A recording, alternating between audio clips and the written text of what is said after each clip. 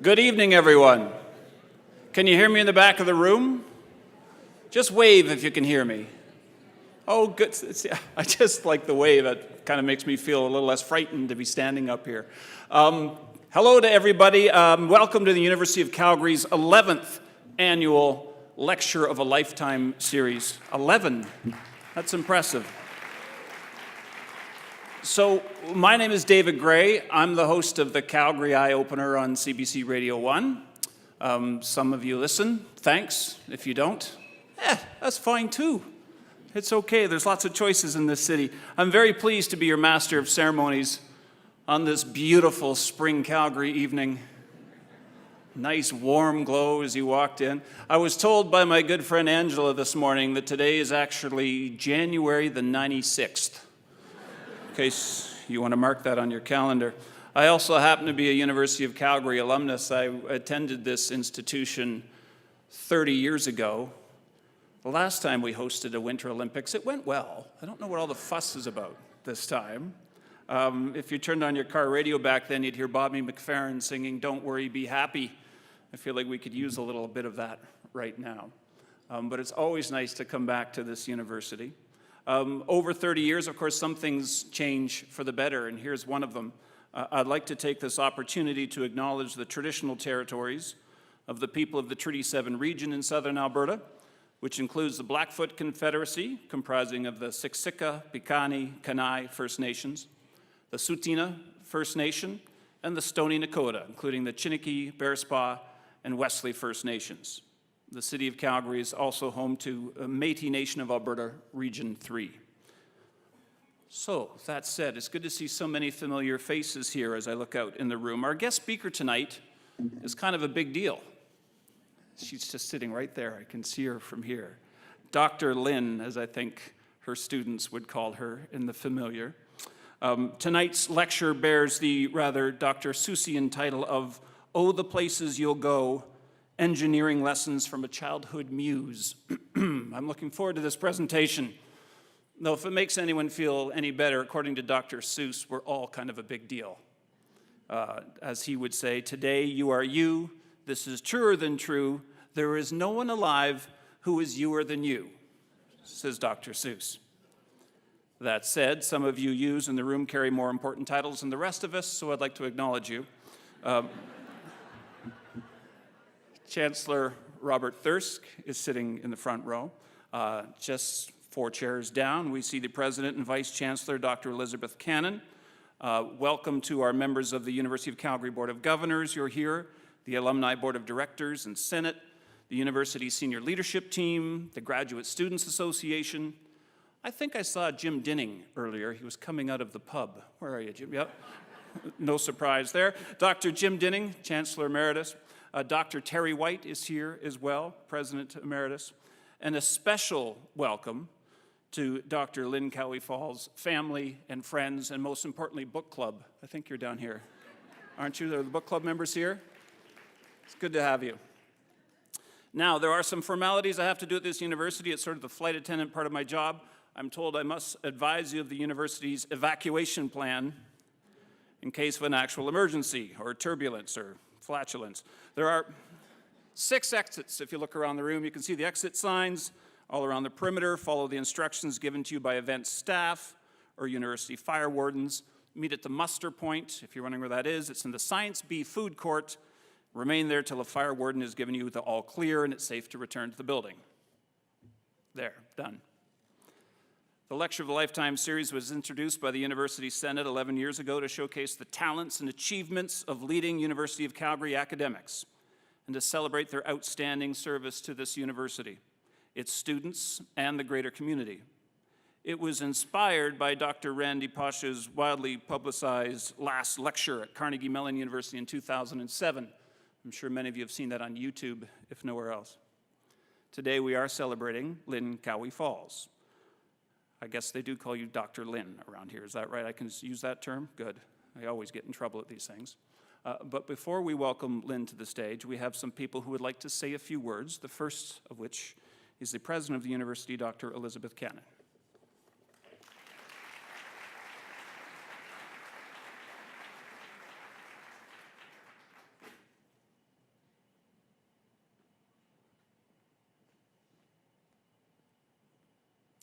Thank you so much, David, and thank you for emceeing again this year. Good evening, everyone. It's terrific to be with you again at our annual Lecture of a Lifetime at the University of Calgary. I know we're in for a terrific evening. I want to also welcome all of our guests who are here this evening, those from the community, those who've served the university in so many capacities, and of course our students, and so many alumni from engineering that I got to reconnect with this evening. A very special thank you to the Senate office team as well as the Senate for putting this event together year in and year out, our Lecture of a Lifetime committee. They do so much work and really ensure that this is a top-notch event in the university's annual calendar. So thank you to all of the volunteers who helped put tonight together.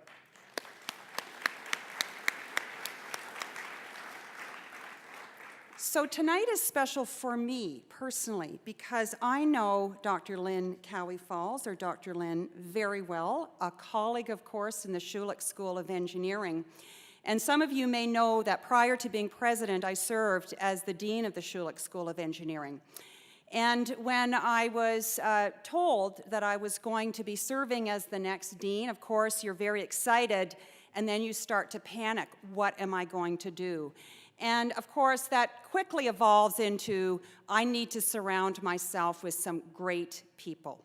Well, one of the first people that I spoke to come on the team to also be involved in the leadership of this Schulich School of Engineering, of course, was Dr. Lynn. Who else? Because I wanted to ensure that the student experience in the Schulich School was enhanced, that we had really a face to the students and somebody who was going to support them day in and day out. And so I remember having coffee with Lynn and chatting about what I thought she could bring to a role like that we called the Director of Students. It was the first time we had that position in the school. We didn't want to call it an Associate Dean because that sounded very formal and perhaps students wouldn't see it as approachable as the Director of Students. And Lynn, of course, was game. And say no more. Once Lynn takes something on, off she goes, and I think the rest really is history, and I know she'll talk about some of that tonight. But I just want to say on a personal level, Lynn, you have done so much for this institution, and I'm so pleased to see you being recognized and to share some of your stories and some of your learnings, and I know we'll have some good laughs too by listening to you this evening, so congratulations. I think Lynn also represents not only a deep commitment to our students and the student experience, she's also deeply committed to research and our community. And of course, all three of those form the foundation of our Eyes High strategy. And I just want to say how proud I am that our journey to be a top 5 research university here in Canada's most enterprising city is one that we are making tremendous progress on. The energy on our campus around entrepreneurial thinking, the launch of the Hunter Hub through the $40 million gift of the Hunter family, which we announced last May. We opened the Hunter Hub, the pilot space, in November. The programming that's going on there, it's really, truly a collision space for our students, for our faculty, and our community. It's fabulous to see what's happening on this campus and for this city. In research, again, our students do us so proud, our scholars, they're really setting us apart in Canada. We're now number 6 in Canada. And the community, the support that you've provided us in so many ways, being with us shoulder to shoulder, giving us great advice, lending your time and talent, and of course investing in your university. Many of you know we have a $1.3 billion campaign. That is a very big number. But I can tell you that we're getting very, very close to $1 billion. So that's thanks to people in this room and beyond. So many of you know that in about 9 months, I will be completing my term as president and vice chancellor, and I do it at a time when the university is strong. We have fabulous leadership across the University of Calgary. We have a terrific strategy, and we have wonderful community support. So it is a time when I know that this institution is being well set up for its future, and of course for the leader that comes after me. Truly, our university's greatest strength is its people. None of our achievements would be possible without the contributions and collaborations of so many, our students, our faculty, staff, alumni, and those volunteers who come because they share our passion. So thank you for being part of this wonderful journey. Thank you for being here tonight. Congratulations, Lynn, and have a wonderful evening. Thank you.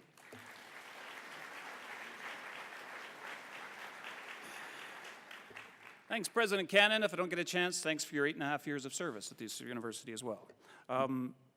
So, a quick note about tonight's program. Following the presentation, there'll be about a short 20-minute question and answer period. So if anything occurs to you while you're listening, please make note of it, preferably a question, and we'll have a chance to ask those after tonight's presentation. It's my privilege now to invite Dr. Bill Rosehart, the Dean of the Schulich School of Engineering, to introduce our 2018 Lecture of a Lifetime speaker.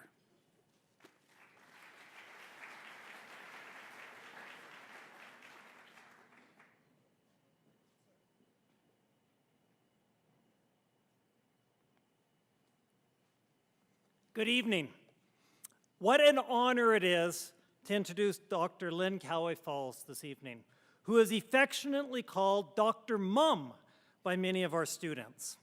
I have had the privilege to work and know Lynn for nearly 2 decades now. Lynn joined the University of Calgary in 2001 after a 20-year career in the engineering profession. In all aspects of being an academic, a professor, Lynn is exceptional.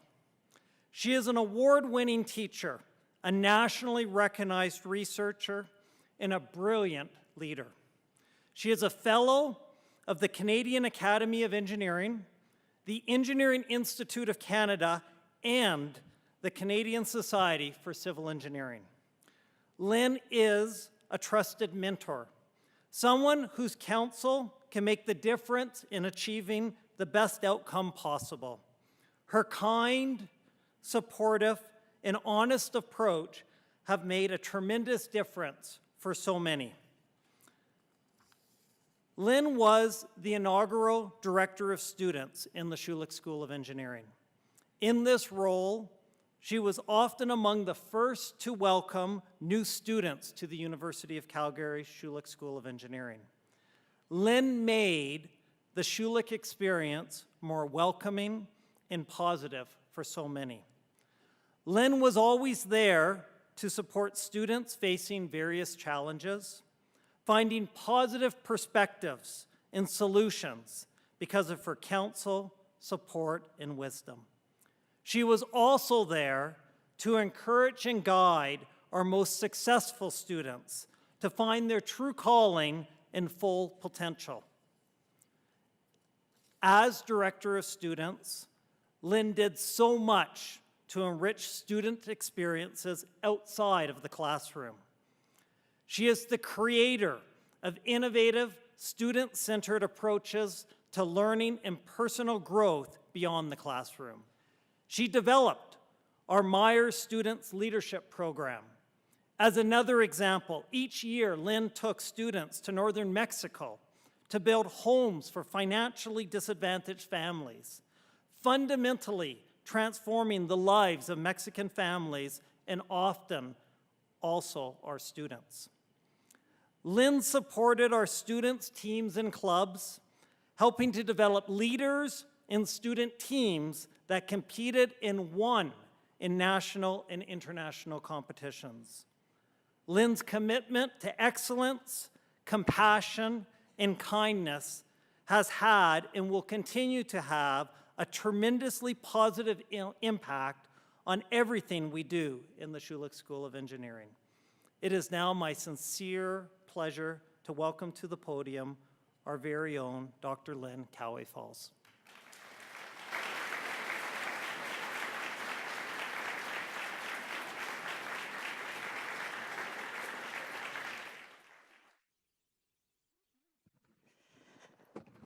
I'm actually not going to use that podium, if that's okay. I have sort of a desk set up here.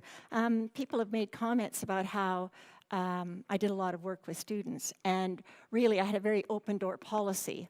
And anybody who came into my office would find the following things: Kleenex, there were tears, sometimes it was just spillage. An apple that our eldest son gave me when I went off to the university. He felt everybody has to have an apple on their desk, so that's that. The bell, because I frequently had a lineup of students outside the door.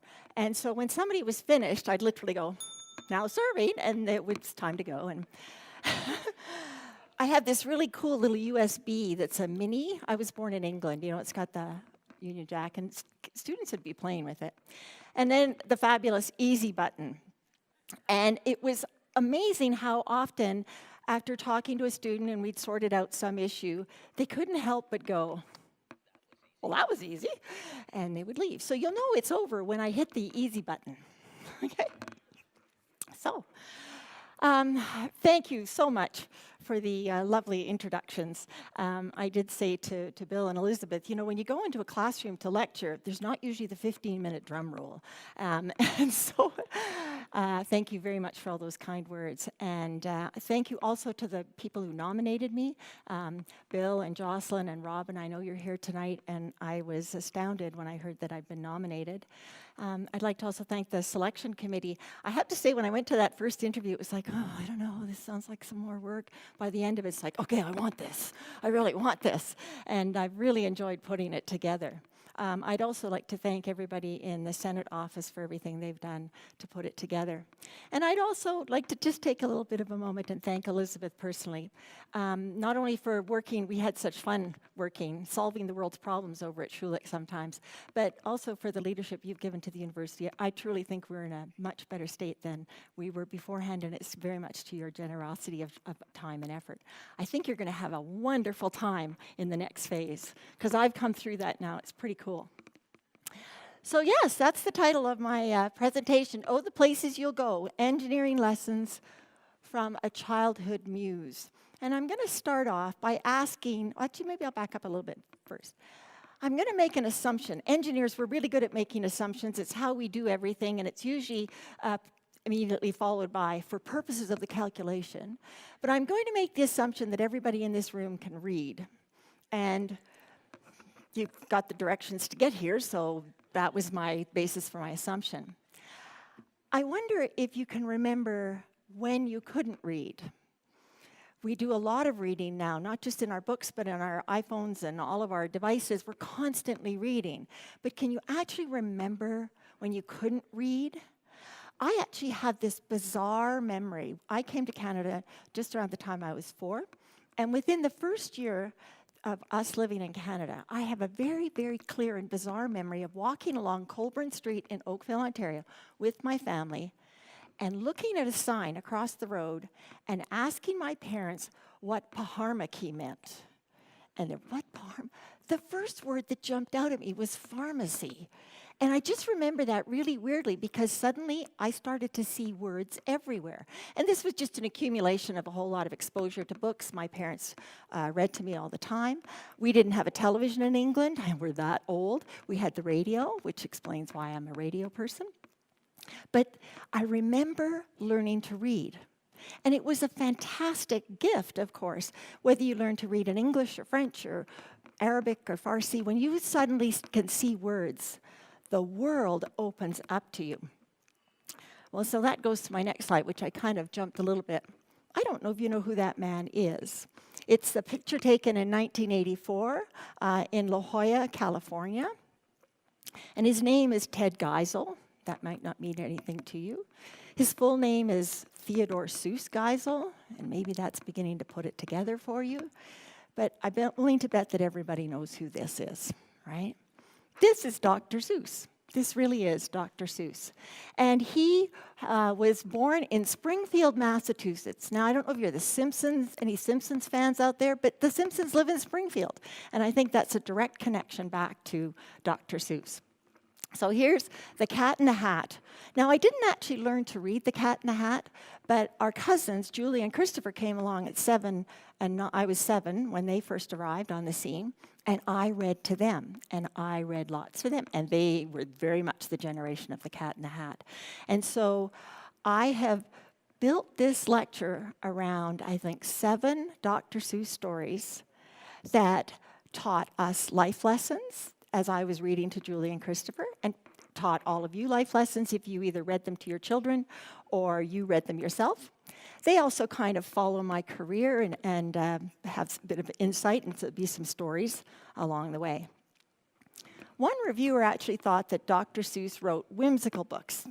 Nothing, just piffle. Put them off to the side.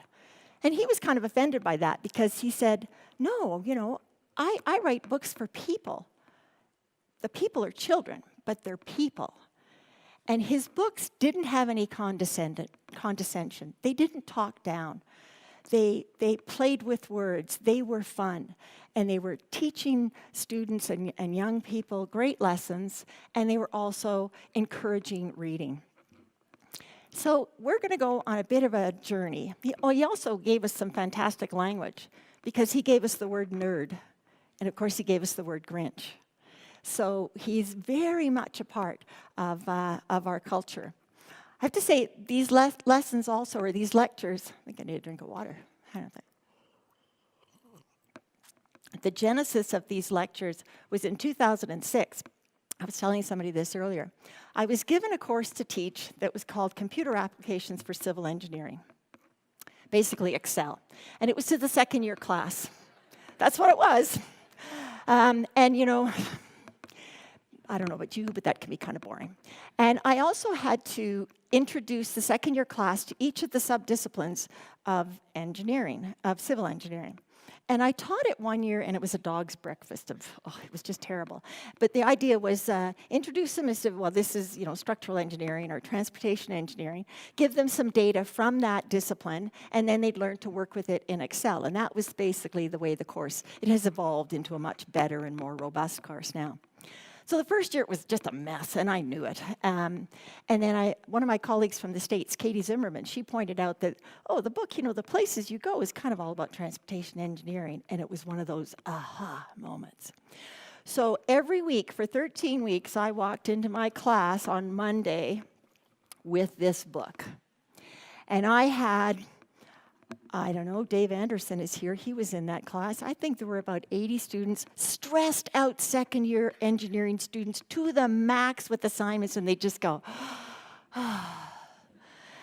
And Stacy was there too. I would read a story. I'd read Dr. Seuss. For quite a few of our students who were not from North America, they'd never heard these stories before, and so that was kind of fun too. I'd read the story, and then I'd say, okay, what branch of civil engineering is that? And they'd look at me like I'm some kind of crazy woman. And then I would tell them. And then I would explain what that branch of civil engineering, whether it was geotechnical or structural, and by the way, then here's a whole lot of data you're going to get, and on Wednesday we'll talk about the Excel tool that you need to blah, blah, blah, blah, blah, and it went on. So I think I've been building these lectures since that point. Now I'm on this. There we go. Thank you. So, Dr. Seuss built phenomenal worlds. Look at them. Some of them are big and structurally impossible, really. There's a bit of mechanical engineering in that, too. He's got the winch going, the drawbridge. I don't see anything from the electrical world, but somebody had to locate that, so geomatics is definitely in that. It's really quite cool. On the really huge worlds and tiny, tiny, tiny little worlds. You'll hear a little bit about that world, the one on your right, in a minute. But as I say, he didn't write for children. He wrote for people. And so one of the titles I thought about for this lecture was Everything I Learned About Engineering I Learned from Dr. Seuss, but that just sounded a little too flip. And we've just come through accreditation, and I would have been really not popular if I'd endangered accreditation by claiming that. So As I say, he wrote 44 stories under the name of Dr. Seuss. He also wrote some books under the name of Theo Lesigue, which is Geisel backwards. You might have read Hop on Pop or Go Dog Go to your children. They were Theodore Geisel, but these are just the Dr. Seuss books. And I could have picked so many of them, and I encourage you, go back and have a look at them, and you'll begin to see them in a new light. There's a couple that are very anti-nuclear war. You can really see that. And of course, the Lorax is very much environmental. But I picked a few that I felt could illustrate some of my views on life and remind you of some of your childhood lessons. Maybe we'll have some fun in the process. And so we'll get going. Oh, and at the end of every story, when I'm going to a new story, now serving. So, now serving. His very first children's book, he had 2 categories of books. He had sort of his bigger books, and this is one of them, and To Think That I Saw It on Mulberry Street.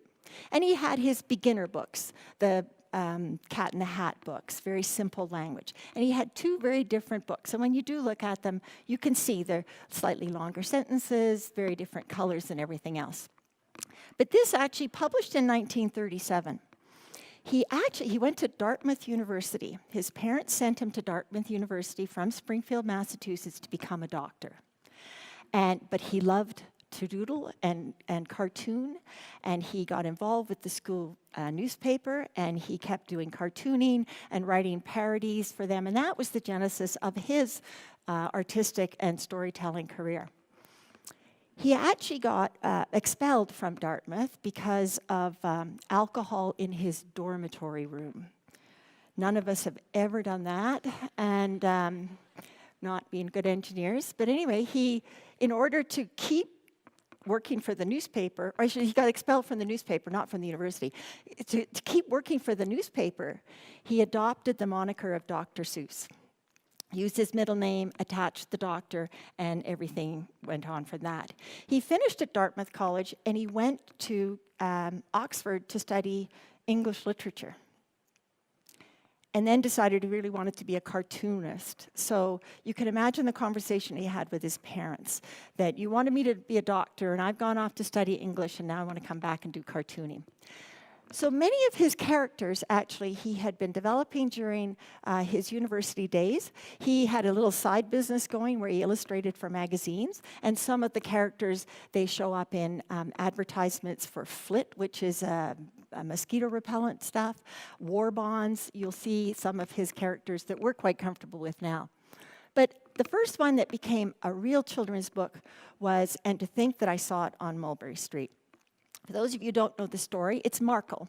This little boy, Marco, who walks back and forth to school every day, and his father's kind of a stick-to-the-facts kind of guy. Just tell me the story. Just give me the facts. Don't go blowing minnows into whales.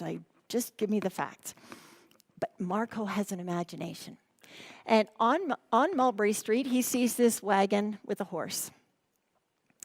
But in his imagination, it becomes a chariot, and then it's got reindeers, and there's the charioteer.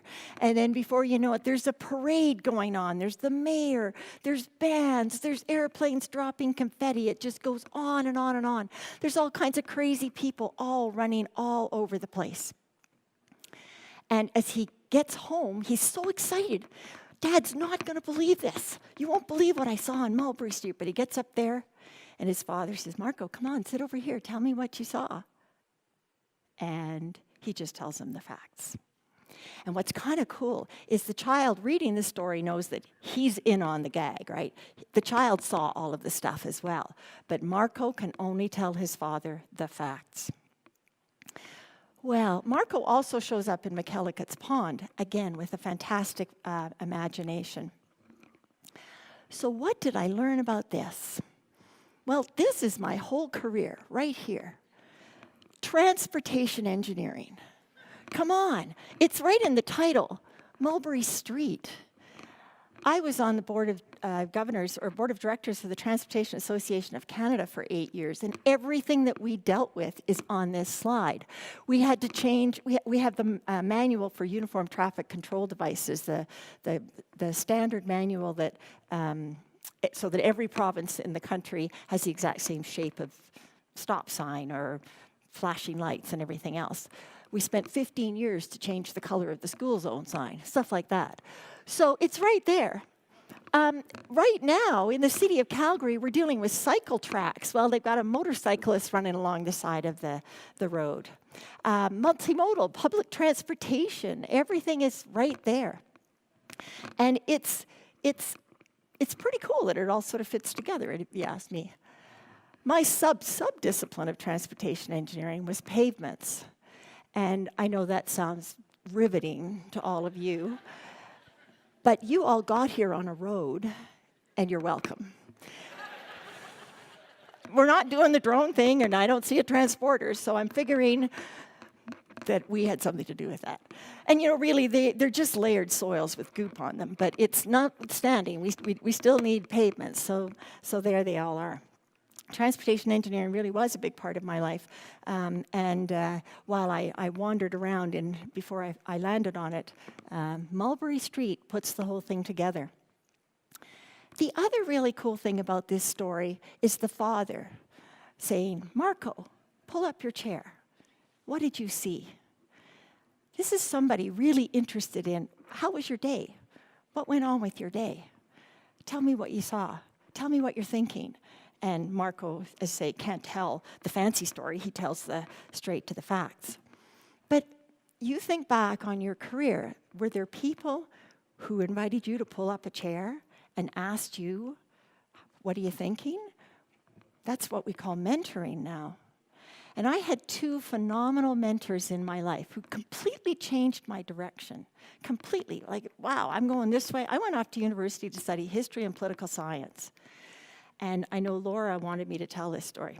The reason I went to study history and political science was I lived in Montreal during Expo 67. And what a great time to be a Canadian. And I came out of that. I'm going to go study things that I can go work for the Canadian Diplomatic Corps and sell Canada to the rest of the world.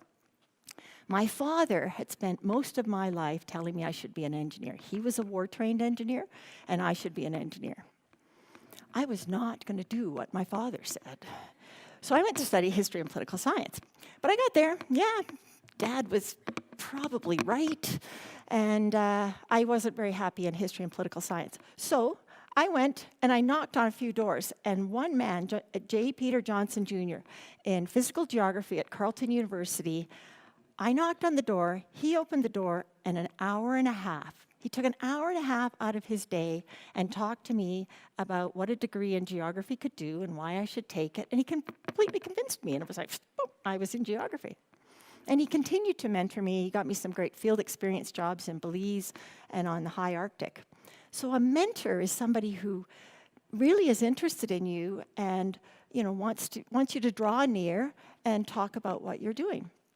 And every time somebody knocked on my door, over in F block there, I would think, this could be another Peter Johnson story. This is somebody who's looking for some help or looking for some advice or just maybe needs a Kleenex, a free pen, and a hug. And I took that time to spend that time. The second big mentor I had his name is Ralph Haas, and he's at the University of Waterloo. He's a professor emerita there. And he was assembling a graduate group. I was going to go off and study permafrost or whatever. He was assembling a graduate group of non-engineers, and he selected me. And that's kind of how, after I turned to geography, I turned this way and ended up in engineering. And a mentor is somebody who I think is not only really interested in what you are doing and thinking and everything else, but knows what you're capable of and pushes you and sometimes tells you things you don't need to hear or you don't want to hear. And so I think that Mulberry Street tells that story. But most importantly, Mulberry Street tells us that we need imagination. We need to daydream. We're all looking at our devices. We're not daydreaming. We're not lying on the grass and looking up at the leaves and the trees and getting some great ideas. And yet, this is now becoming more of an acceptable thing. And I think that that's part of the innovation culture and things like the Creative Disruptive Labs and the Hunter Hub for Entrepreneurial Thinking. Get out of your comfort zone. Daydream a little bit. Put some big blue skies. So that's, I think, what I wanted to say about Mulberry Street. So moving on to a story. My next story is Horton Hears a Who. everybody Horton originally was just a lazy, or Horton looked after an egg first, didn't he? Horton looked after an egg while Maisie, the owner of the egg, was off frittering away, and Horton was the responsible one. But now what happens in Horton Hears a Who is a book was written in 1954, the date's right there. He's just hanging out in the swamp, and he hears a little voice. And he hears this tiny little voice that's on this tiny little speck of dust. Tiny little speck of dust. It's a beautiful book because it's all very pale blues. The speck of dust is pink, and it just focuses you right to the speck of dust. He can hear a voice. He's convinced he can hear a voice. Nobody else thinks he can hear this voice, but Horton can hear the voice. And there's the little voice standing on the top of a flower, and it is an entire world on this speck. An entire world of people. These are the Who's of Whoville that the Grinch then later goes on and, does the whole Christmas thing. But these are tiny little people on an immaculate little world, well looked after. But something has shaken their world, and their infrastructure is starting to fall apart, and they're getting a little worried. So here is Horton Hears a Who. And he goes around trying to convince people, I can hear. No, everybody thinks he's nuts, until they all get together and they make a great big huge noise, and then, oh, yeah, we heard that. We actually do believe you. There is a world on here, and there are some people who need some help. Well, a lot of my career was involved in infrastructure management. And it started off with pavements and pavement management, helping cities and agencies, provinces, try to figure out how to put their all too few dollars on their all too many potholes. And the principles of pavement management have been extrapolated to other forms of infrastructure, vertical and horizontal. And so here's an entire world on this little speck of dust. So this is where it is, that's the engineering lesson. But one of the things that Horton says in this story is, after all, a person's a person, no matter how small. The smallest voice counts. The quietest voice counts. And as we've certainly been witness to in the last month as a result of the horrible situation in Florida, those young people, the small junior voices, are gathering and becoming heard. And it's a very powerful thing for the small voice to be heard. It's really kind of cool. One of the things that happens in this story is a bird comes along and picks the little fleck of dust off and flings it out into this field. And here's Horton. He's gone through 3 million little specks of dust to find his speck of dust. Now, Robin, my grad student, can relate to this. This is what it looks like at the end of your thesis. You've gone through left turn, right turn, loop back. Oh, I'm so exhausted. But I know it's here. I know it's here. The curiosity of research. That's one of the cool things about being in a university. Apart from the fact that you get to work with young people at a wonderful time of their life as they are growing and separating themselves from their parents, you're paid to be curious. But you have to go through all these little specks of dust in the process, and oh, it can be absolutely exhausting. But it also means you have to pay attention to detail. And as engineers, we really have to pay attention to the details. In Canada, it's why we wear this iron ring, to remind us that the details really count, because people's lives depend on it. If you just, gloss over that calculation or don't check that specification, the bridge may fall down and it's catastrophic. So Horton Hears a Who tells us a lot about infrastructure management. Importantly, it tells us about the respect you should have for the small voice. And I remember quite a few years now, I guess, we used to have a scholarship reception in February when we would gather all of the Schulich scholars and connect them with their donors, and we would bring in speakers, and we had some fantastic speakers. And I remember George Roeder coming one time, and he was one of the founders of Engineers Without Borders. And so he's got this room full of very bright minds, young bright minds, and their donors who are further up the career path. And he kind of apologized, but he says, I'm going to tell all of the young people, you've got 15 years to speak up. 15 years to say, so why are we always doing it this way? You know, yet to be a young engineer or a young professional of any kind in a meeting with all the bigwigs, it can be very terrifying to just even say, I don't understand why you think that way, or why do we do it that way? And yet those small voices are fresh voices, and we should listen to them. So that, I think, was Horton Hears a Who. Small is beautiful, and everybody deserves a voice. So, next story. The next story, the Sneetches. Now, this is probably the story that very few of you know, because I know the students all looked at me like, I don't even know who the Sneetches are. Written in 1961, at the height of the civil rights movement in the United States. It's a very thinly veiled satire, actually, of the ridiculousness of the race situation that was going on in the United States. It's also not very thinly hidden that it's a criticism of Nazi Germany, because the Sneetches are yellow, and you'll see that there are green stars. The story of the Sneetches are the star-belly Sneetches are best on the beaches, and the plain belly beaches are not. And so here's the star belly beaches. They get to go to all the parties. They're like the cool kids, you know. And the Sneetches without the stars, they're persona non grata. And that's just ridiculous, right? And of course, the yellow is because of the yellow star of Nazi Germany. But the story goes on and on and on.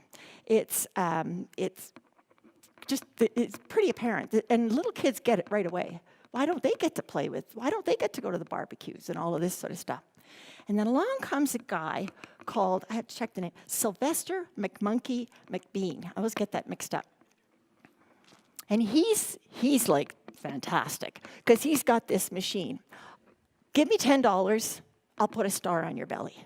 And now the star belly guys are going, well, wait a minute. Okay, give me $3, I'll take the star belly off. And so he's got the perpetual money machine going here. That looks an awful lot like Apple, if you ask me. Pay this way, pay that way, pay this way. Oh yeah, pretty soon we're not even going to be able to buy music on iTunes. We're all going to have to be. It's like, wow, that's Steve Jobs up in the corner. That's pretty amazing. Anyway, as you can imagine, they all begin to realize that this is stupid. And the Sneetches really got quite smart that day. And they realized that all the Sneetches on the beach are the same. The students used to think this was a stretch too, but I still think that this is pretty cool. Fundamentally, all human beings are the same, but materials are not. This is materials. Steel and concrete are two totally different things. You've got to agree with that, right? Yeah. So, while everybody's the same, as a civil engineer, as any mechanical engineer, electrical engineer, the question could be, what comes first, the design or the material? Is it a chicken and egg? And there's so many things related to it. Certainly in Calgary, when they decided to build the bow out of structural steel, that's a huge building out of structural steel in a city where most of our skyscrapers are concrete, and some of that is just the pure economics of the steel is in Hamilton and has to be transported across the country, and yet Exshaw is right down the road, and there's a fantastic cement operation producing concrete for us. So it's really an important decision that engineers have to make as to what kind of material do we use.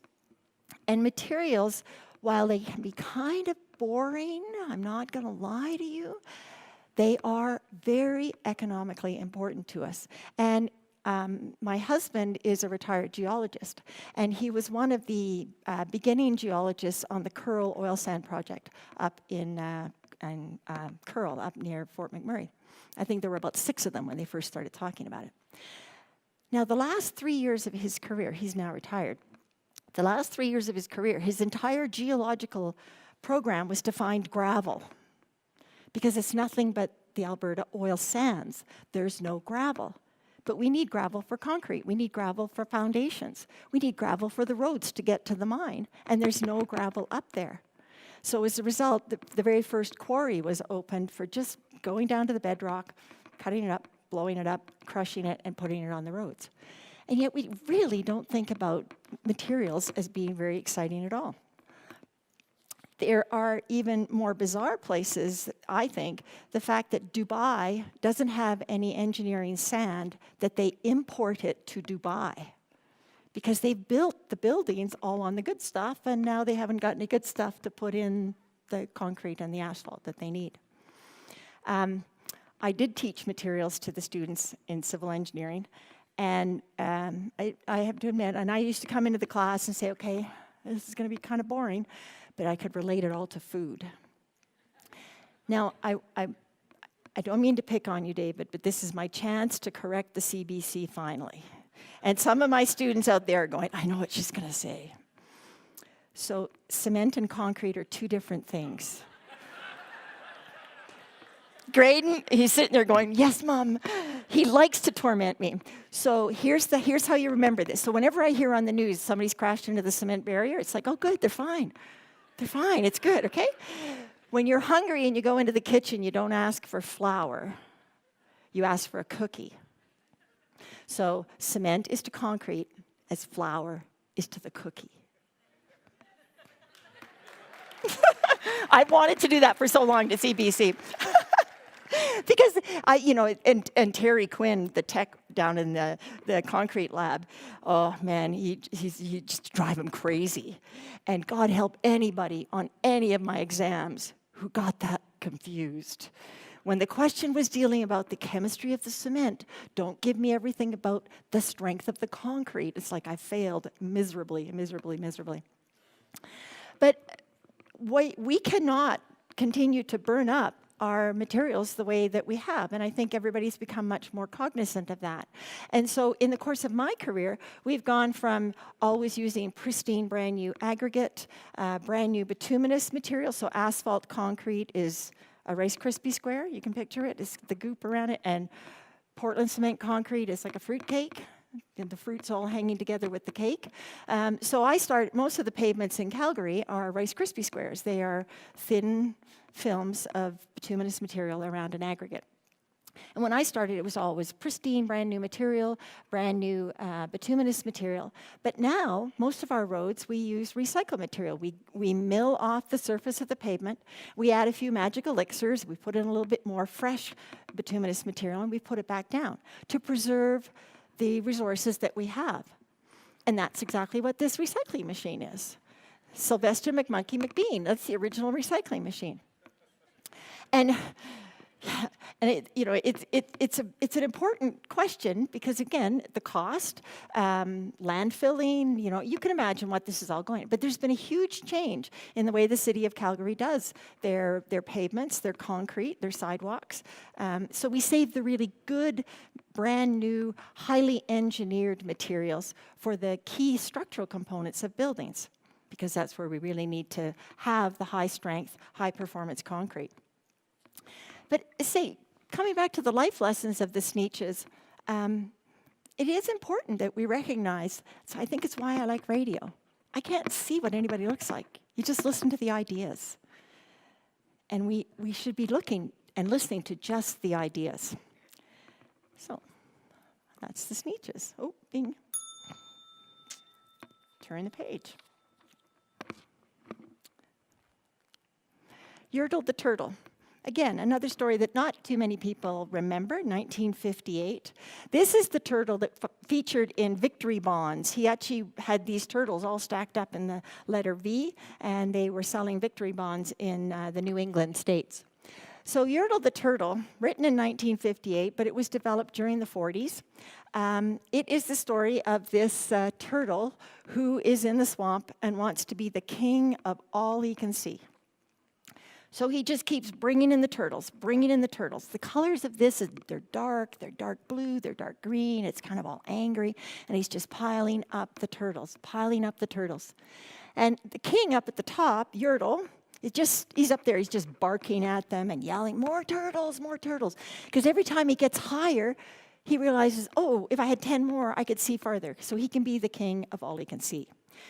Well, down at the bottom is little Mac. He's the poor, oppressed, squashed turtle, just getting mashed into the rock down at the bottom there until he burps and everything comes down, right? Now, it's not hard, again, to read this story and not realize he's talking about Hitler. And if you've ever been to Berchtesgaden in Germany, I guess it's his eagle's lair, and he looked over Austria, which had not treated him very well. And so as you read the story, you know it, but the children don't know it. They just see that this poor John Q. Public little Mac down at the bottom is getting absolutely mashed by a tyrant who has no empathy or interest whatsoever in anything but their own needs and has no interest in helping the underdog. Well, this is structural engineering. Nothing moves, nobody gets hurt. And what takes them down? A vibration. A burp. And the other thing that takes him down is Yertle had not consulted with the geotechnical engineering group because he's in a swamp. So, yeah, it didn't end well for old Yertle. But he got his comeuppance, and all the turtles were much better off and happier and everything else. So one of the things I got to do while I was at the University of Calgary was I built a test road outside of Nisku, which is up near Edmonton Airport. And the purpose of the test road was to help a group of crane operators who were working up in the oil sands, and they had these huge super single tires on their trucks. Really heavy loads, and they wanted to be able to travel on the Alberta road system, particularly the secondary road system, which is a thinner structural system, using these tires. But the province was forcing them to sort of dismantle their crane and put it on 3 or 4 cranes. So instead of having one heavy load, they would end up with a convoy of 4 or 5 fairly heavy loads in and of themselves, but they represented a huge safety issue. The vehicles were not designed to be transported with the boom back, so the drive axle would literally be off the ground at times. There were all kinds of things. And so that's the beginning part of the story. The other part of the story is my structural engineering colleagues over in civil engineering, they have this cool lab where they build beams and columns, and they break them, right? And some of them worked for buildings and some for bridges, and I really like to always tell them that if it wasn't for the roads, we wouldn't need the bridge, so who's more important here? Me. Anyway, they would have these beams, and my office was right over the big actuator, and I just kind of wish sometimes they would let me know, because they would break these things. I felt like I'd been shot out of a cannon. It was just terrifying. Anyway, so I built this test road up near Nisku. We had a lot of fun. We designed all the instruments, we designed the pavement, and then we lined up all these massive crane trucks, and we crept them along the road, and we were taking real-time response of the pavement under the trucks. I know, you're beating heart, right? You're really excited about this, but it's pretty cool. So the very first truck, and there's the deputy minister of highways is there, and there's a whole bunch of people, because in a way, the province themselves knew that they didn't have the data to help them with the permitting process. So they were permitting these trucks on the basis of almost no data. And so we weren't there to prove that they were wrong, but we were there to try to improve the economics for the crane operators, but hold together the road system that you and I all pay for with our taxes. So it was kind of a cool thing.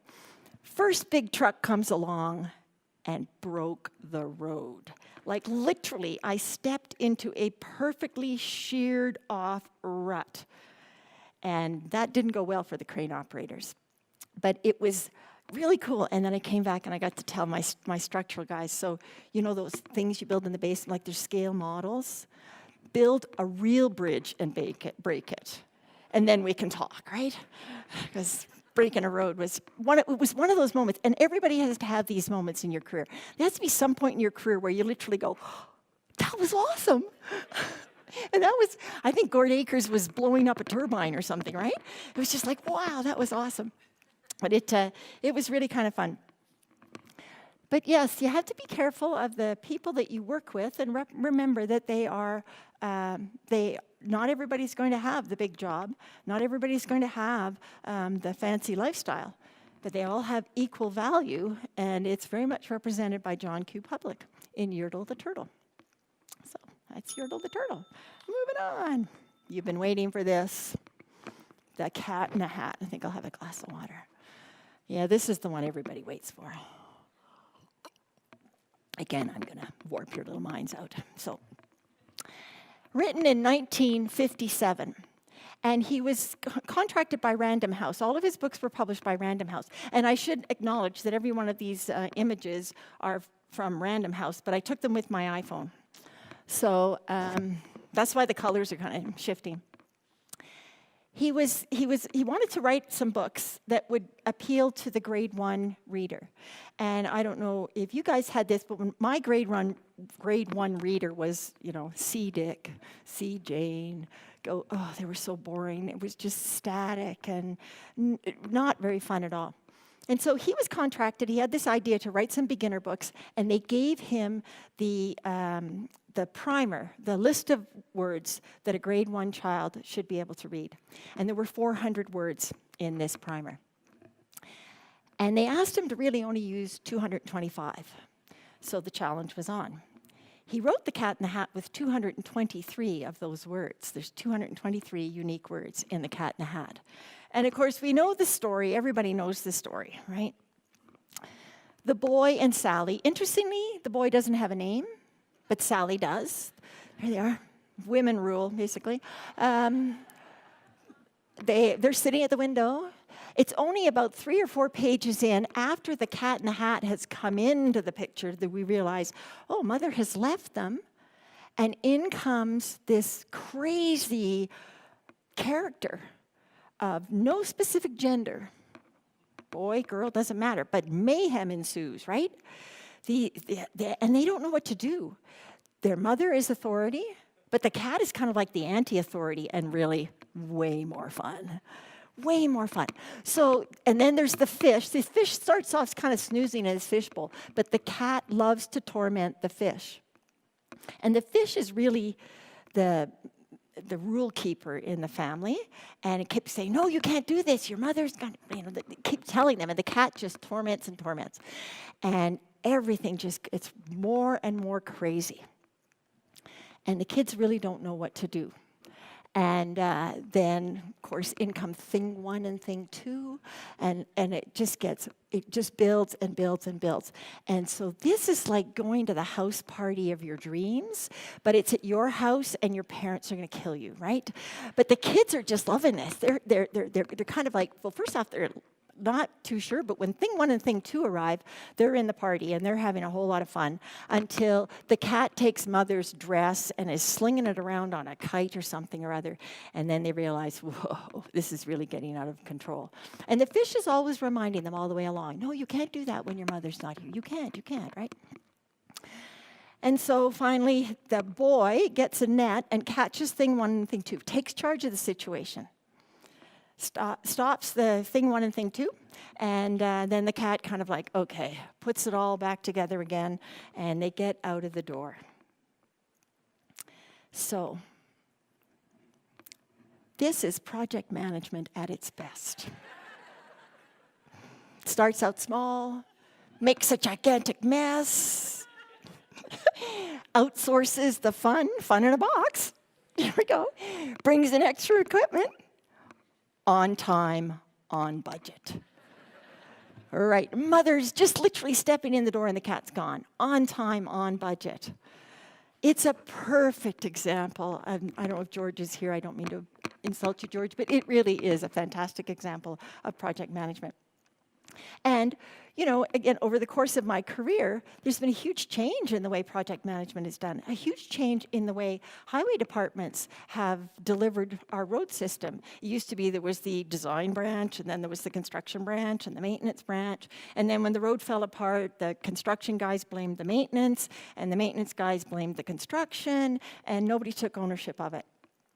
But then we went into the world of public-private partnership, which actually was initially started in British Columbia when they outsourced their maintenance contracts in 1991. And then overnight, the province of Alberta Transportation, went from 2,500 engineers down to 700 when they came to the realization that there were different ways of delivering the transportation system. And I'm talking about the highway system in this regard.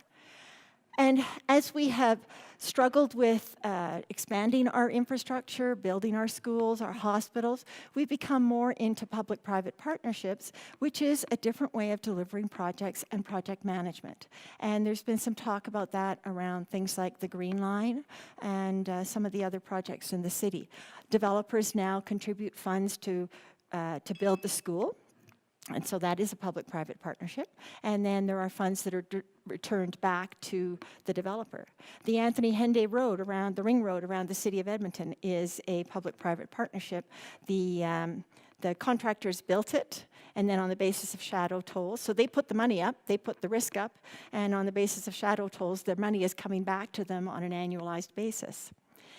By these different ways of delivering projects have made things a little bit simpler for us, and they've altered the risk profile, but it has been an interesting thing to experience. This story sums up the fabulous fun that I had with student experience. Not that they made a mess, but look at the boy and Sally. Those are the kids who don't join the clubs. They're just gonna, maybe the most excitement they're gonna have all day is they're gonna race raindrops down the window pane. And then they're gonna get to their 4th year of university and go, wait a minute, all I ever did was look at a book. The student experience piece when I was the director of students was absolutely the most fun ever. I was the de facto faculty advisor to 30 clubs, teams, and associations.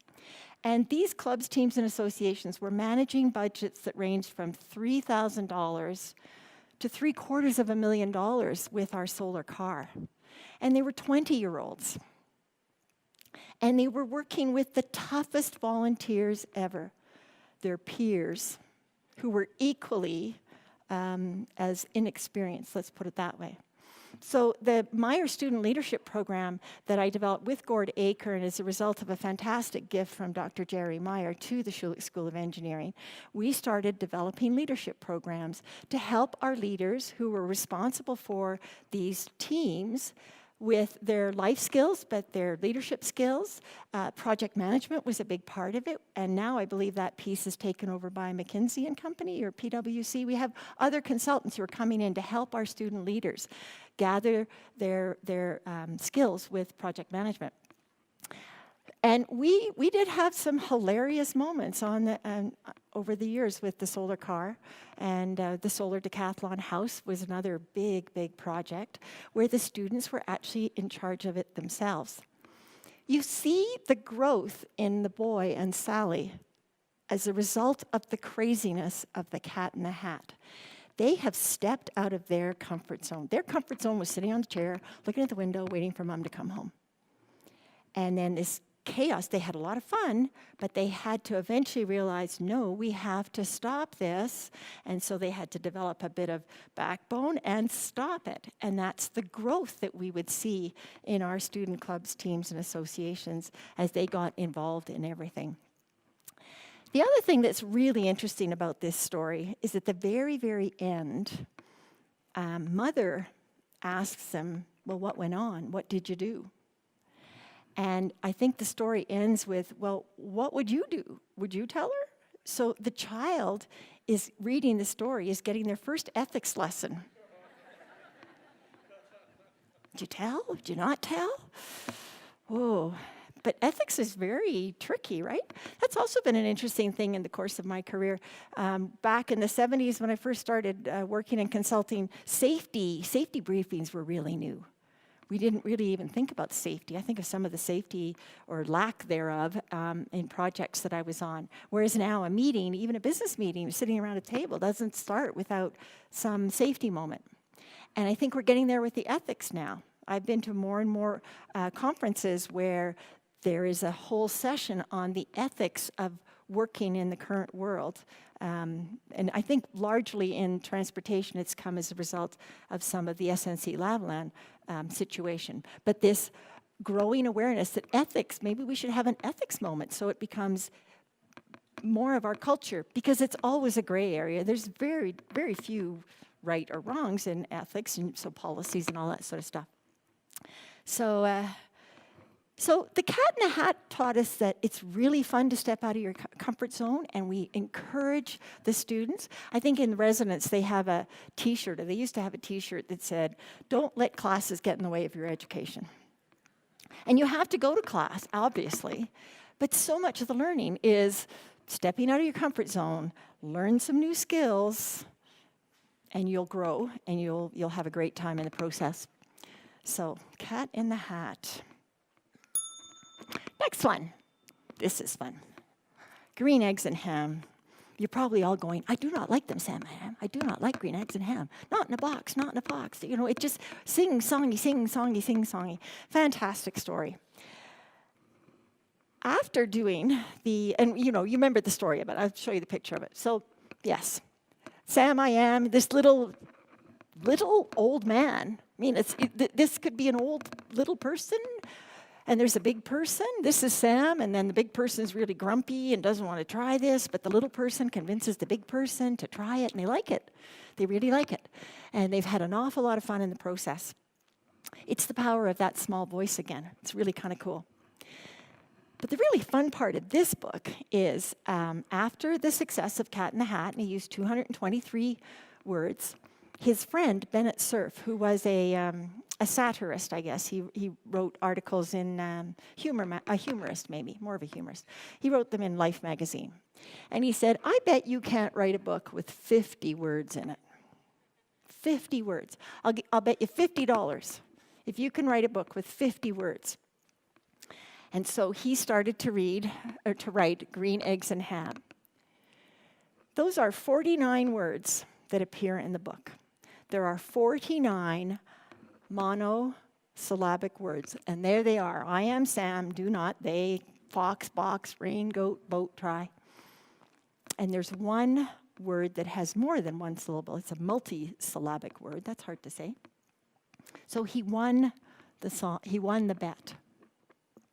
There's not much engineering in this, but I do think it's a wonderful example of the principle of keep it simple, stupid. Simple design. I'm sure we can all think of a stupid package that drives you crazy because it's just poorly designed. It's kludgy. It gets discarded really quickly. Simple language. There's been a whole move towards simple language.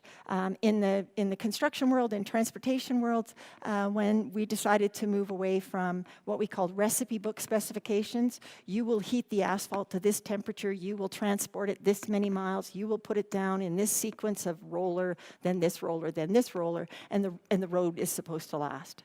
We moved away from that to, we don't care what you do with it, give us this specification at the end, and 3 years later, we'll check it again. And if you are outside of the range of the specification, we'll reduce your payment. Simple.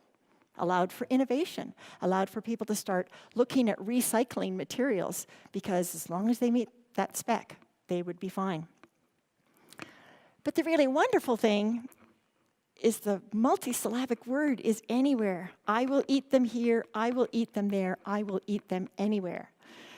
And I'm not going to say that I'm not biased, but I think that engineering is a program that young people can go to because engineering is the same everywhere.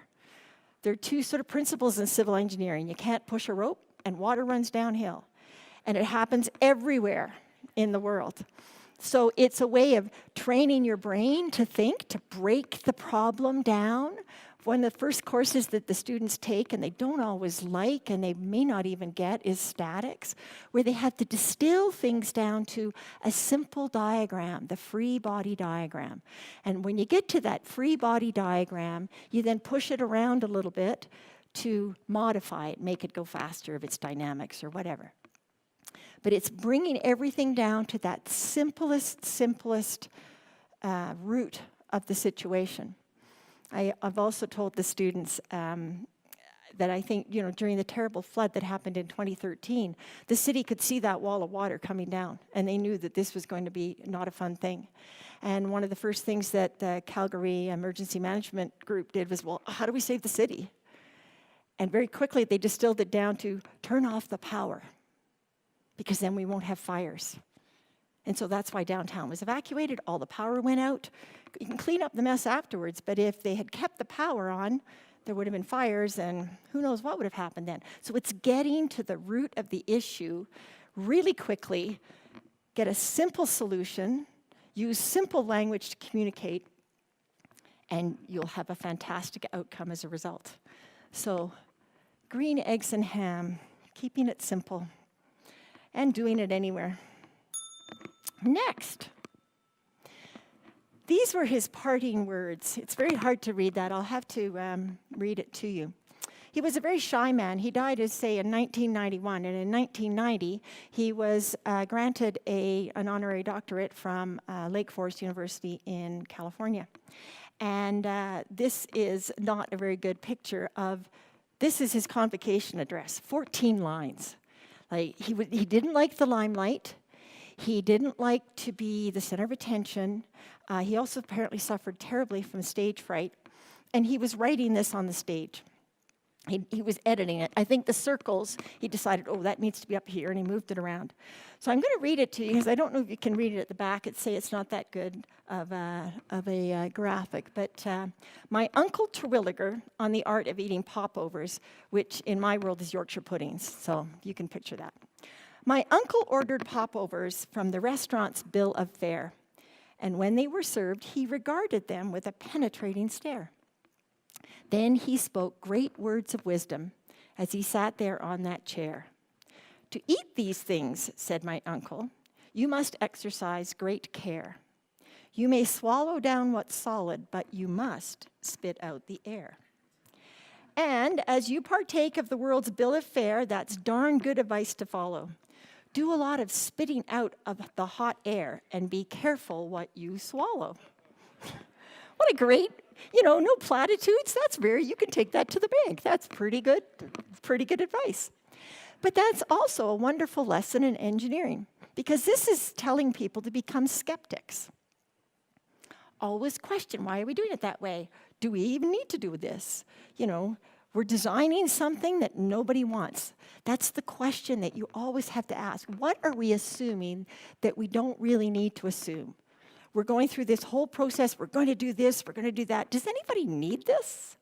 Really? I mean, somebody somewhere down the line decided we all desperately needed Facebook, but I don't remember a huge group of people saying, we really need Facebook. But now we're kind of stuck with it, right? It's kind of unintended consequences there.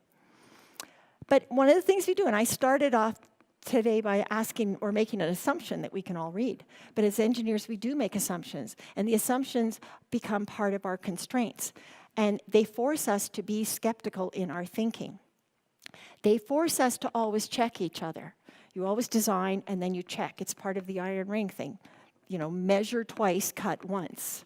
And that's how we get safer structures. We build in redundancy. Why? Because we're a little worried that some of our assumptions may not have been right, so let's put a factor of safety in here, and then our infrastructure will last longer, it will be safer. So good old Uncle Terwilliger talks a lot about being a skeptic, and I think it's a very, very good lesson to think about for engineering. I'm going to the very last story. I really debated putting this at the beginning, because of course that's the title of the talk. And I could have put this at the beginning, but I thought, no, it kind of puts it all together at the end quite nicely.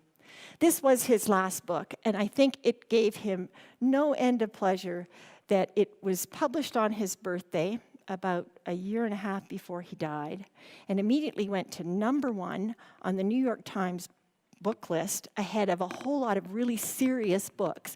For somebody who was, accused of writing just piffle, it was like, take that, sit down.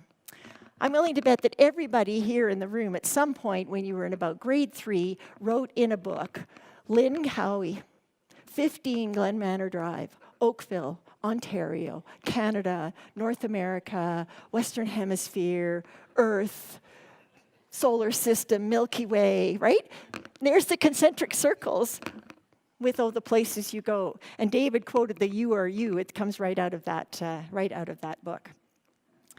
It is actually at the University of Chicago. Apparently, they still periodically read this story at the convocation as part of their convocation address. But I thought I would put it at the end because I love the fact that the young character is going out down the straight and narrow, but there's so many options here. And so it kind of reminded me of here I am going off to Carleton University to study history and political science, but just off the edge of that middle picture, there's a door I'm going to knock on. It's J. Peter Johnson, and he's going to turn me that way. And that's going to tend me on a whole bunch of field experiences that ended up me meeting and being sent to see Ralph Haas. So these great, crazy changes in direction that we go through and the doors that open for us are, of course, beautifully encapsulated in the places you'll go. And, you know, at the end, you're building mountains with the craziest axle system you've ever seen on a pavement that doesn't really exist, but it kind of summed it all up. So Dr. Seuss, as I was heading off to Carleton University there back in 1970 to study history and political science, he had already given me some fantastic life lessons, but he'd also given me the roadmap to engineering, and I didn't realize it. So in terms of life lessons, Horton taught me to respect people. It taught me you have to work hard. You have to go to the 3 millionth speck of dust to finally find what you're looking for. The Sneetches, tolerance, obviously. We're all pink on the inside. Our daughter, Catherine, when she was little, we had a very good friend who was always at the house, and he's an Anglican church minister. He's from Barbados, and so he's black. And Catherine, been in and out of our house since the day she was born. And I remember very clearly, Catherine at about 2, just crawls up on Father Cyril's lap, and she's just looking there, and she looks down, and she starts rubbing the back of his hand. It's like she's kind of realizing that her hand is not the same color as Father Cyril. And it was just wonderful to watch him because he said, "Open your mouth." And so she opened her mouth.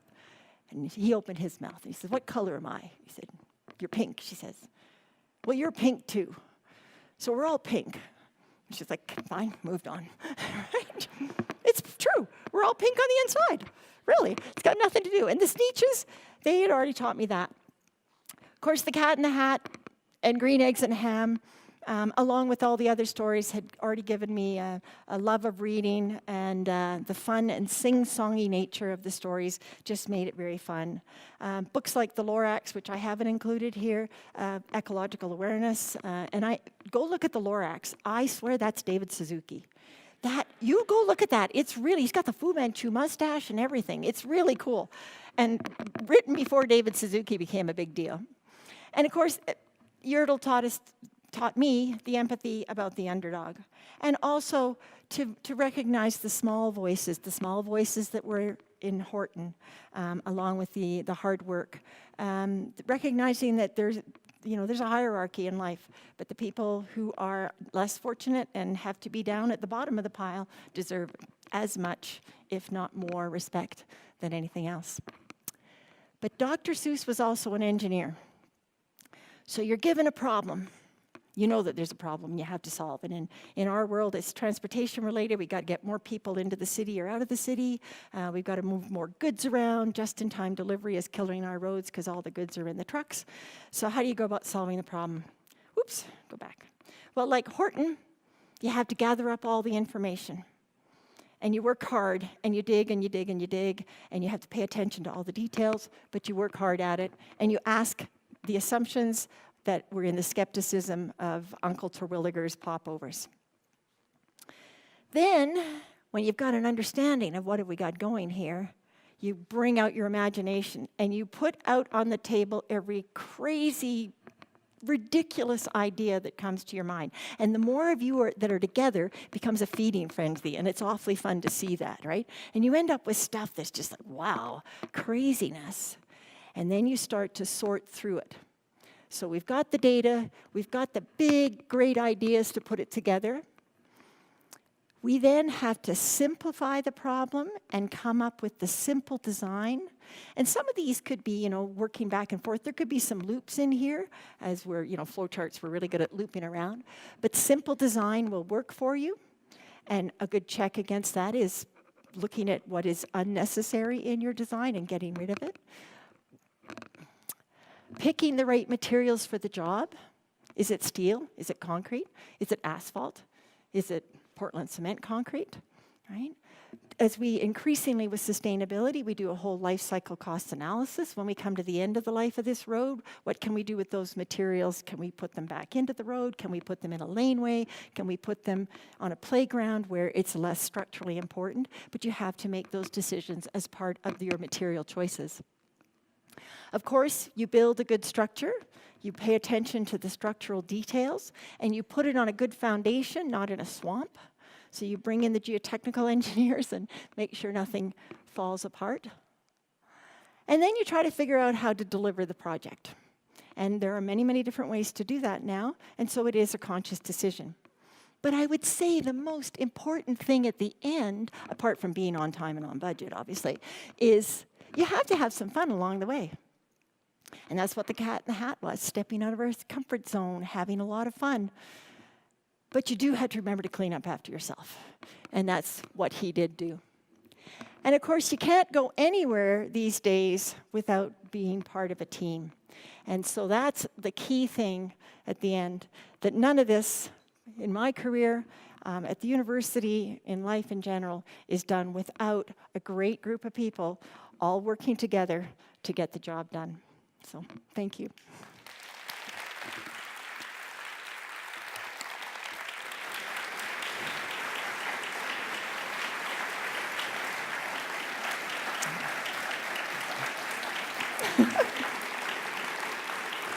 I think I'll sit down. Yeah, why don't you sit down? Thank you so much for that. Thanks for keeping it fun. Thank you for your use of concrete examples. Cemented a lifelong bond between us, I think. It's question time. We have time for a few questions. There are microphones out there. You can see them. I think there's one over there, and there should be another one. They're roving around in the middle. Does anyone have any questions off the top of their head following that performance, that lecture? If you don't, I'll start. Oh, we have a question right here. No, that's good. Please, here, bring the microphone up front. We have a gentleman right here.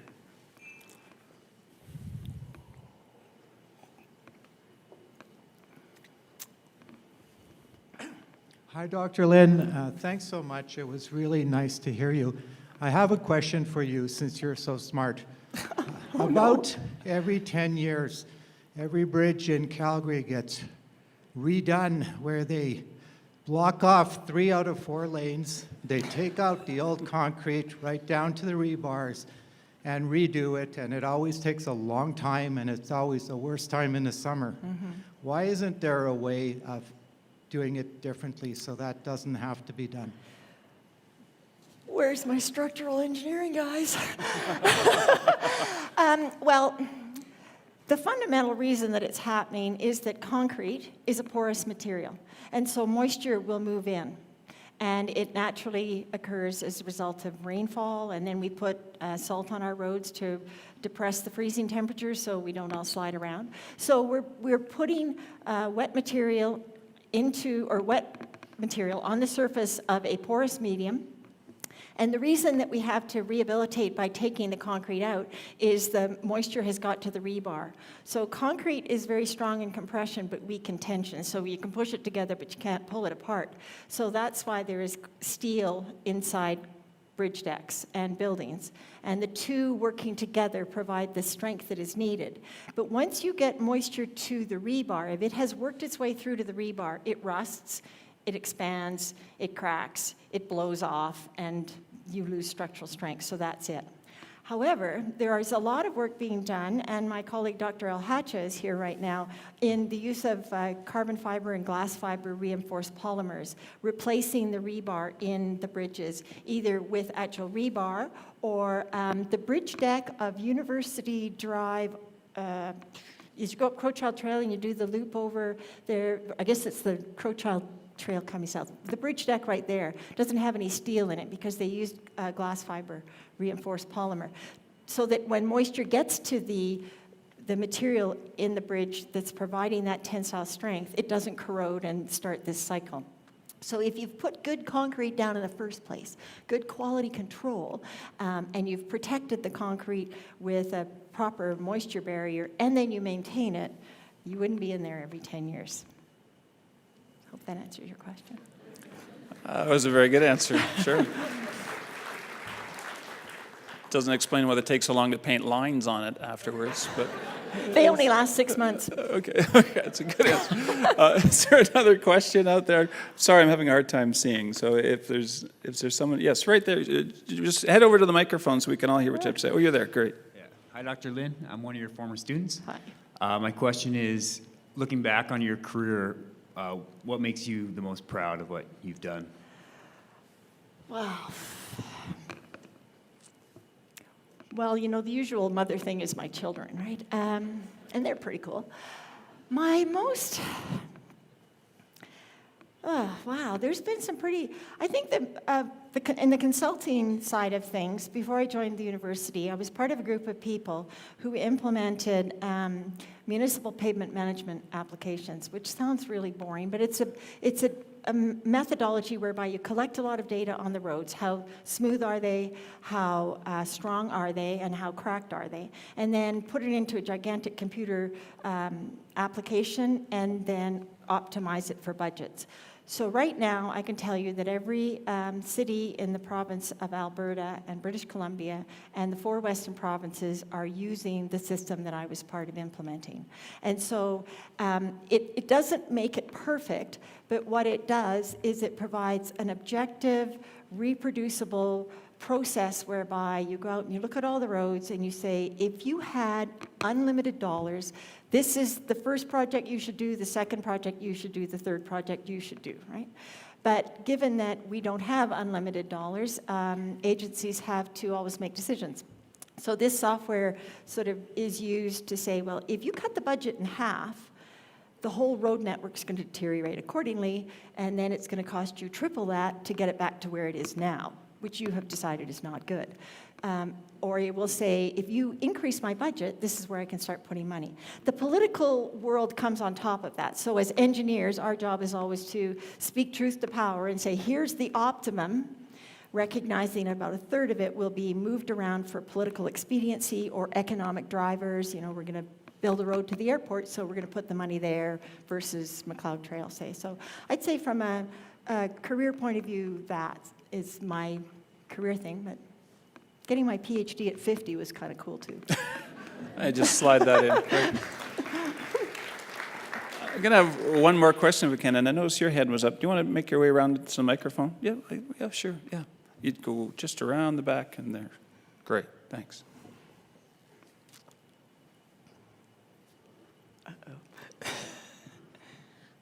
Based on your experience with the enormous cranes on your test road outside of Edmonton, how do you feel that that road would have stood up against the sheer concentrated mass of the entirety of Christmas in Whoville?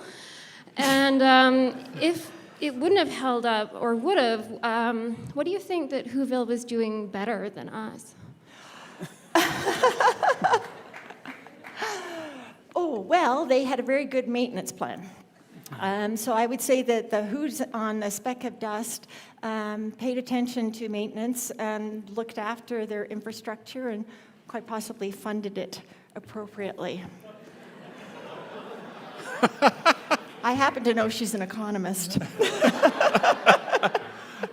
I don't know how you top that question. I think perhaps we should leave it on that note. I can just ask one quick thing if I can, because one of the gifts you bring to this is you're clearly a gifted communicator, and that's a joy to be able to sit and listen to your lecture. The engineering students in my life, and I have a daughter who's a second-year engineering student, doesn't go on about the joy of the communication skills of some of our engineering professors. So I'm wondering if there's anything you could say to those other professors out there about adopting some of your style and gifts. Well, I'm going to say in defense of my other professors and my colleagues, I think if you're communicating about something about which you know a great deal and about which you have studied and worked, you have a passion and an interest and it comes easily to you. It's, you know, like when you're given computer applications for civil engineering, you've got to teach Excel, you're standing there like, oh, wow. So, and unfortunately that happens in a university because professors go on sabbaticals and they have leaves and the head of the department's got to deliver the program. So sometimes frequently, I would say, professors are being given courses, sometimes on pretty short notice, and they have to scramble. And others, and I'll give you an example. I was given environmental engineering to teach as a result of some big changes. My first degree in geography, I think that's why I got environmental engineering, because, you know, way back, and I spent so much time learning about sewage treatment. Because I had to learn it, and I had to convey it in some way. So I think it's not maybe fair to say that all the professors are dull and boring, but if you get them talking about their one area, they'll just light up. I didn't call them all dull and boring. Okay, you're right.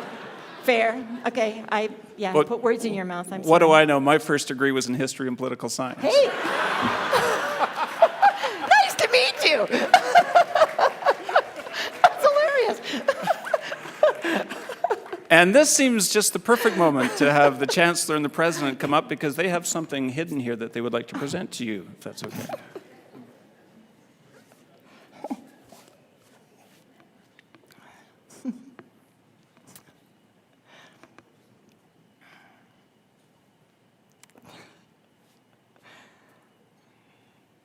Lynn, will you come over here? Oh, I come over here. A little parting gift. Oh for my you to Say gosh. thank you. Oh, wow. That is beautiful. You like it? I do. Thank you very much. This totally unnecessary. I very much enjoyed the whole process. Thank you. Congratulations. That was It wonderful. was the gift. Oh, thank you. Wow. The painting, I'm told, I'm just going to get the name here, is Rouge et Jaune, red and yellow. Yeah, better look at you. Thanks. Yeah, by Gaston Ribéry. It was painted in 1983, so that's a gift for you. Oh, my goodness. Thank you very much. Would wow. you like to say some closing words? Yeah, first of all, hello. My name is Robert Thirsk. I'm the Chancellor of the University of Calgary. And thank you for attending our lecture of a lifetime tonight. This has become a signature event at our university, and one of my highlights of the year as well. Dr. Lynn, that was superb, creative. You told us a little bit about the profession of civil engineering. I have much more respect for it now. Enjoy your roads. And and a creative lifetime of adventures as well. We admire you, and thank you very much.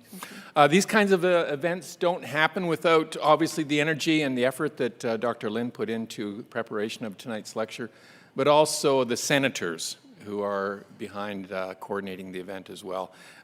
Lecture for Lifetime is a Senate initiative, so I'd like to acknowledge some of the senators, Senator Greg Schmidt, Alicia Gordon, Hussein Warsami, Aliyat Sidhu, all under the leadership of Senator Kevin McNichol. Thank you very much for the work that you've done coordinating the year's work in preparation.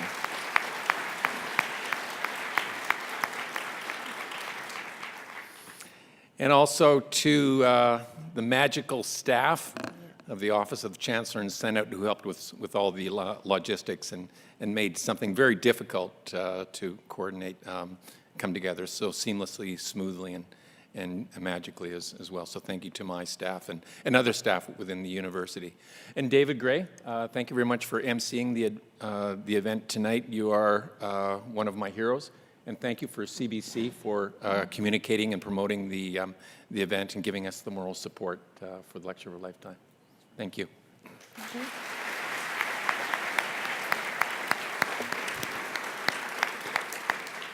And we're done. Thank you, Chancellor Thirsk. Thanks, everyone, for coming out tonight. So good to meet you. Can we press the big button? Is that the way we're going to finish? That was easy. Easier said. Drive home safe, everybody. Have a great night.